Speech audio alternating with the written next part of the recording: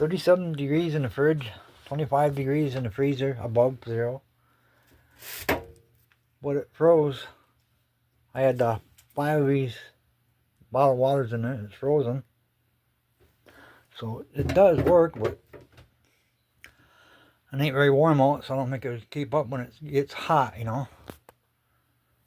And I think it was made in 2006, so I don't know if I should get a different one or see how much it costs getting this one fixed.